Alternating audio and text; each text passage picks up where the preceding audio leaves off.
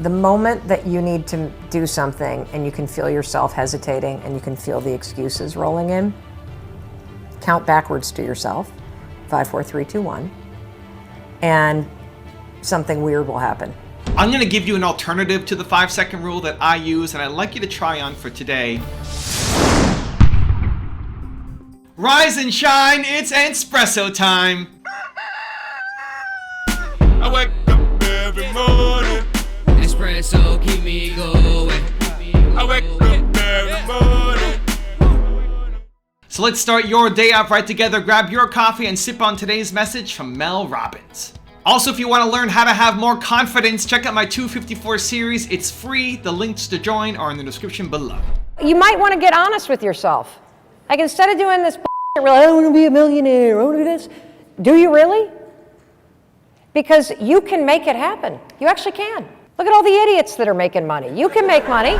The 5-second rule is a self-coaching tool. That's all that it is. Okay. And it's something that I invented literally 20 feet from here in my bedroom, although that bedroom wasn't built back then. It was something that I invented to beat my habit of hitting the snooze button. And the way that it works is very simple.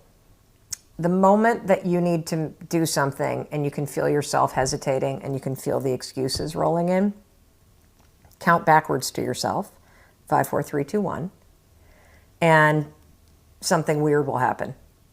The moment you get to 1, you'll actually move. And I invented it by mistake. I invented it during, I think, the worst moment of my life, which was 2008. Chris and I, my husband of 22 years, we were about to lose everything. Wow. His restaurant business was going under. I had just been fired from a job, my first job in the media business. So I was just wallowing in self-doubt because I thought, boy, have I really screwed up. I had changed my career, taken a risk, gone into the media business. It didn't work out. I felt like a total loser. I felt like I made a big mistake. We had 3 children, mortgage to pay. The entire house had been used to leverage the business. So had our life savings, so had the kids' college savings. I mean, just on the verge of losing it all. Chris was sleeping on the couch, and I just couldn't get out of bed.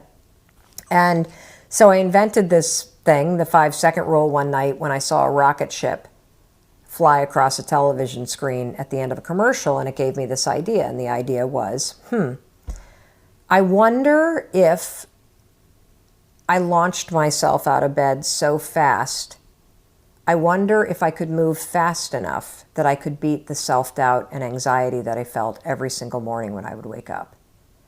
And it was really that dumb and that simple of an idea.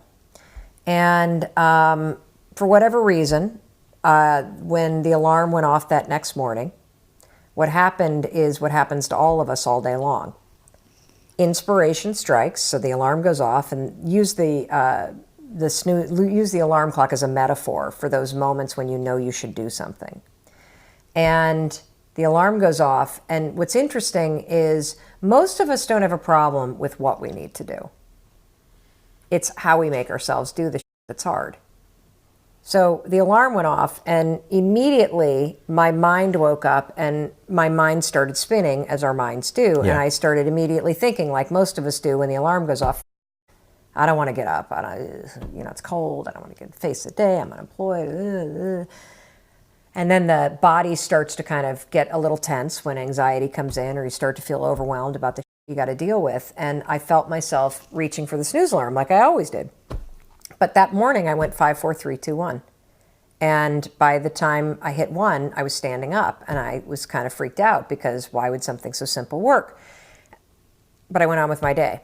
And I used it the next morning and the next morning and the next morning. And then I started to wonder, God, I see that it works as a cheat for the alarm clock, but I wonder if it could work for other things. So I started to use it for every moment in my life where I knew what to do, but I didn't feel like it. 5, 4, 3, 2, 1 literally just decimates any excuse that you have. And as I started to use it in my life to 5, 4, 3, 2, 1, not be an asshole to Chris. 5, 4, 3, 2, 1, turn and walk away from the bourbon and not have a drink. 5, 4, 3, 2, 1, pick up the phone and network. 5, 4, 3, 2, 1, walk out the door and go to the gym. Everything changed because my decisions changed.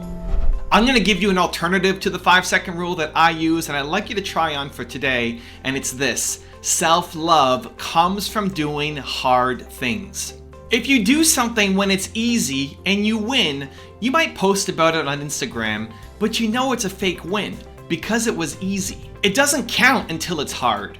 It doesn't count until it's difficult. And when you do it and it's difficult and you overcome, that's when you start to love yourself more.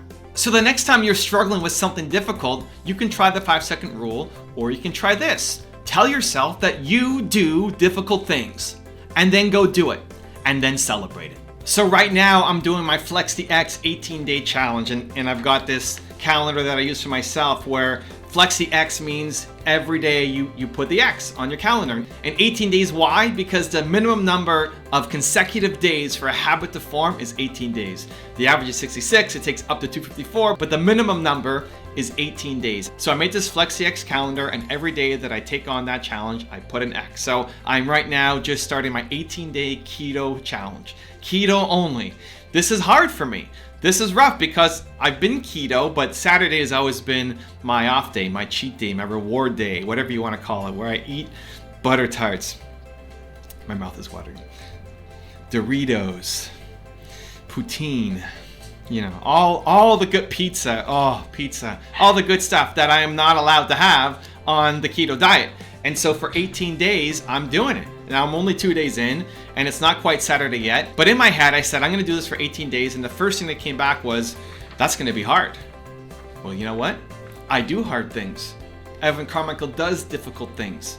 That's not a good enough excuse for not to take action and move forward. And so I'm doing it. You can join me on your own Flex the X journey, but I'm going on my 18-day keto challenge, and I'll get through it. And then I'll love myself more because it'll be difficult. Because to do it for 1 day now, for me, it's not difficult. When I first started, the idea of doing all keto and the idea of fasting and not eating calories until 6 o'clock at night, that sounded crazy. Like, I can't do that. And so because it sounded crazy, I had to go off and do it to show myself, because I do difficult things. You do difficult things. And so whether it's an 18-day keto challenge or a 3-day whatever else challenge that you want to do, you start to teach yourself that you do difficult things. I'm going to give you a 3-step process that I think will help you. Step number 1 is watch your language. Your language is really important. The language that you speak, not just to other people, but to yourself. Yourself. What's the reason that you're not doing the thing that is difficult? What's the reason that you're not doing the thing you want to do? What's the reason? You want to be X. You want to be doing Y. What is that thing you want to do? And then what's the voice in your head? What comes back? Why are you not doing it? For a lot of people, it's either fear or it's hard. Those are not acceptable reasons. Watch your language. If you're ever thinking about an idea and the first thing that comes back is, well, it's hard. Okay, great. I do hard things. It's difficult. Yeah, I do difficult things. It's scary. Great. You do scary things. I'm afraid. Awesome. You do things you're afraid of. It starts to eliminate the excuses. You can come up with all these reasons as to why you can't do it and why the timing is not right now, but if you get underneath it, what's the real reason? It's either because you're afraid or because you think it's too difficult. And you need to attack those things. I think you need to attack those things. I think that's how you actually grow to the next level. I think that's actually how you start to love yourself more, is by doing difficult things, by doing scary things. You are the kind of person who does difficult and scary things. Now, I'm not suggesting you jump out of an airplane with no parachute. Don't be reckless, don't be crazy. But most of the things on your list, the things that you want to do, aren't like that. You're afraid of doing something because you don't know how to do it. You're afraid of doing something because you're worried that you might fail and somebody might see you. You're afraid of doing something because you might let yourself down. And so you stay where you are. And if you want to get through the next level, it's understanding that you are the kind of person who does difficult and scary things. And so watch your language. When you hear yourself actually talking out loud to somebody else, if somebody's asking you, hey, why are you not doing this thing? You are not allowed to say it's because it's hard. It's because as soon as you catch that, say, nope, now I have to do it. And then when you're talking to yourself, go take the mirror test. Go look in the mirror and ask yourself, why am I not hitting my goals? Why am I not more successful? Because what? That's the story. That's the story that you need to eliminate. The answer that comes back that you're thinking, that you're telling yourself, that's the story that you need to eliminate. And replace it with a new one, that you do difficult and scary things. Step number 2 is tell yourself this is just a warm-up. Whenever I'm in a situation that I'm feeling overwhelmed, that it's too much, that I'm at my max, I can't do anymore, This little trick, I'll tell myself, this is just a warm-up.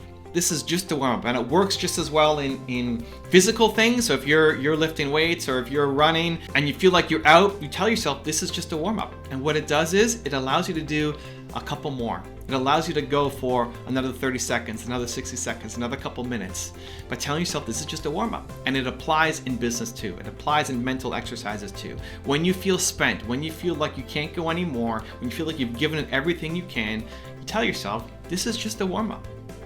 Because if the thing that feels overwhelming right now, the thing that is all over you and overwhelming, you can't do anything more, if that is your limit, if you tell yourself that that's your limit, then that's all you're capable of.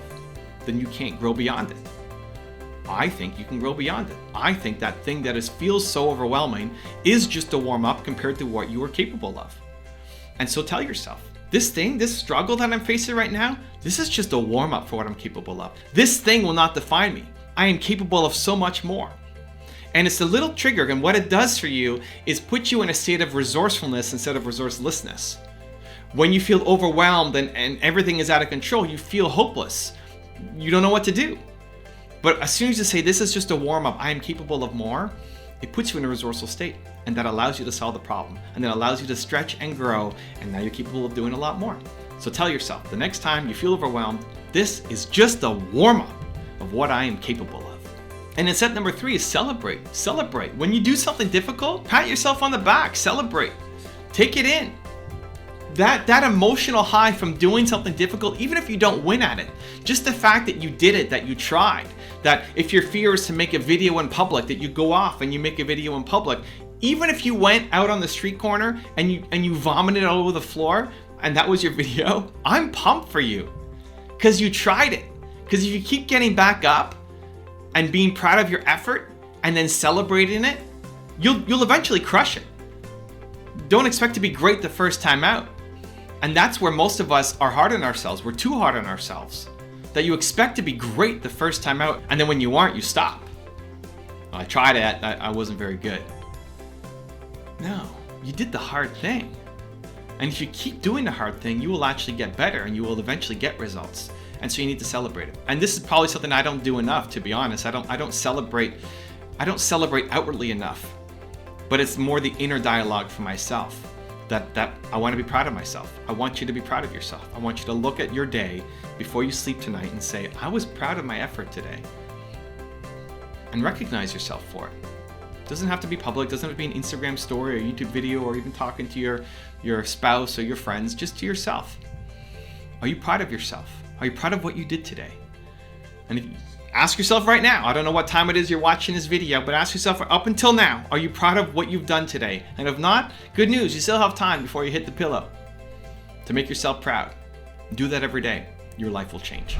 Now I've got a really special bonus clip that I think you're going to enjoy, but before that, question of the day, I want to know, what difficult thing will you attempt to do today? Let me know in the comments below. If you have a lot of ideas, a lot of things that you want to do, write them out. And I make columns for each one. So I don't put them all together because they're each on almost like on separate islands, which is why you feel so fragmented or overwhelmed or whatever that might be. So I make columns, and then I just put the idea at the top of the column. And I just write out everything that I have in my head about the idea until I feel like, whew, okay, I got that out. Once I have them out, then I attach a timeline to when I'm going to start it and ideally complete it. Now, let's be clear. The timeline of when you're going to start it and complete it are going to move. So don't get stressed out about the timeline. You made it up. I'm going to say that again. When you create a timeline, you made it up, which means you get to modify what you made up at any given time. But I give myself a start and a completion date. Now, here's the key thing. There are things that I give a start date to that I'm not even going to start for 2 years, for 18 months. Matter of fact, I'll do, like, let's say I'm in the second quarter of this year. I'll put in one of those columns, my start date is the second quarter of next year. So I know I'm going to get to it. It's called, what am I doing now? And what am I not doing now? But I'm doing it. I'm just not doing it now. Oh, man, can I tell you, don't sleep on that little nugget right there. I learned that from my coach, Susie Carter, that there's your doing now, and then there's your doing, but not now. So it's on the calendar. Everything that you're doing should be on the calendar. There's the doing now. It has a place on the calendar that you're actively in. And then there's a doing not now because it's on the calendar. So I have some great projects I'm excited about. I don't start them for like another 10 months. And then I put all my other projects from these columns inside of these current 10 months. And so now you are doing it because you have a start date, but you're not overwhelmed with it because it's not all vying for your space and your attention in the now. And if you want to know Mel Robbins' simple trick to eliminate excuses, check out the video right there next to me. I think you'll enjoy it. Continue to believe, and I'll see you there. Do it anyway is a mindset trick that you can use when you start to feel excuses rolling.